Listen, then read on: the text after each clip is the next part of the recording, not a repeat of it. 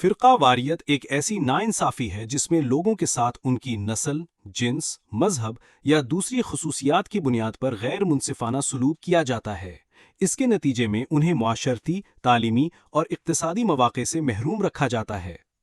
جب یہ ناانصافی نسل کی بنیاد پر کی جائے تو اسے نسل پرستی کہا جاتا ہے۔ نسل پرستی کا بنیادی فلسفہ سفید فام برتری ہے۔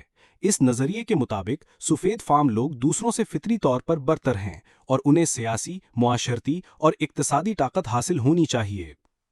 سفید فام برتری صرف ذاتی نفرت یا تعصب نہیں ہے، بلکہ یہ ایک منظم نظام ہے۔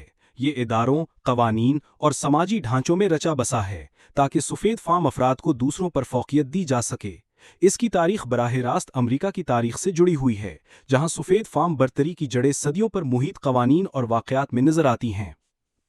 سن 1492 میں یورپی نوآبادیات نے امریکہ میں مقامی آبادی کو وحشی قرار دیا اور ان کی زمینیں ہتھیانے کا جواز بنایا۔ 1619 میں پہلے افریقی غلام ورجینیا پہنچے اور وہاں نسل پر مبنی غلامی کا نظام قائم کیا گیا۔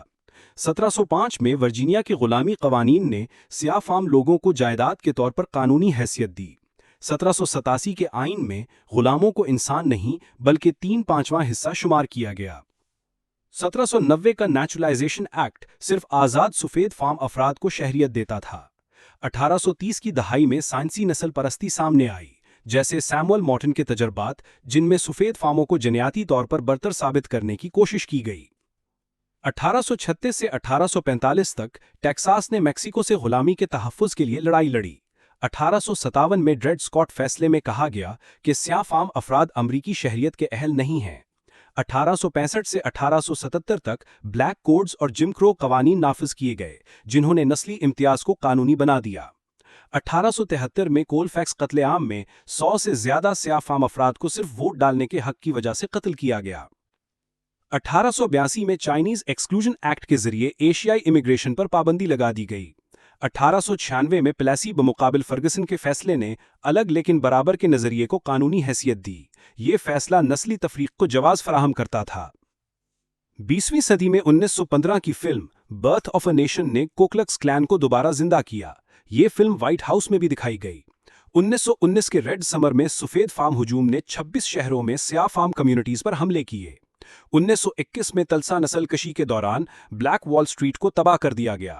1924 کے امیگریشن ایکٹ نے عربوں، ایشیائیوں اور اکثر یہودیوں کو ملک میں آنے سے روک دیا۔ 1934 میں فیڈرل ہاؤسنگ ایڈمنسٹریشن نے سیاہ فام محلوں کو ریڈ لائن قرار دیا اور انہیں رہائشی قرضوں سے محروم رکھا گیا۔ دوسری جنگ عظیم کے دوران 1942 میں جاپانی نسل امریکیوں کو انٹرنمنٹ کیمپوں میں قید کیا گیا۔ 1944 میں جی آئی بل کے فوائد سے سیاہ فام فوجیوں کو محروم رکھا گیا۔ 1955 میں ایمٹ ٹل کا قتل ہوا، لیکن قاتل سزا سے بچ گئے۔ 1963 میں برمنگھم چرچ کی بمباری میں 4 سیاہ فام بچیاں ماری گئیں۔ 1965 میں بلڈی سنڈے کے بعد ووٹنگ رائٹس ایکٹ منظور ہوا، جس نے سیاہ فاموں کے ووٹ ڈالنے کے حق کو مضبوط کیا۔ 1968 میں مارٹن لوتھر کنگ کے قتل کے بعد فیئر ہاؤسنگ ایکٹ نافذ ہوا۔ 1971 میں نکسن کے مشیر نے اعتراف کیا کہ وار آن ڈرگز کا اصل ہدف سیاہ فام کارکن تھے۔ 1985 میں فلاڈیلفیا پولیس نے موو گروپ کے علاقے پر بم گرایا۔ 1986 کے اینٹی ڈرگ ایبیوز ایکٹ میں کریک کوکین اور پاؤڈر کوکین کی سزاؤں میں فرق رکھا گیا، جس سے سیاہ فام زیادہ متاثر ہوئے۔ 1992 میں راڈنی کنگ پر پولیس تشدد کے خلاف مظاہرے اور اہل فسادات ہوئے۔ 1994 میں کرائم بل کے بعد جیلوں میں قیدیوں کے تعداد میں تیزی سے اضافہ ہوا۔ 21ویں صدی میں بھی نسل پرستی ختم نہ ہو سکی۔ 2008 میں اوباما کے انتخاب کے بعد برتھ کنسپریسی پھیلائی گئی۔ 2013 میں شیلبی کاؤنٹی بمقابلہ گوٹر سیٹس کیس نے ووٹنگ رائٹس ایکٹ کی کچھ حفاظتی شقیں ختم کر دیں۔ 2014 میں مائیکل براؤن کی ہلاکت کے بعد فرگیوسن احتجاج ہوئے۔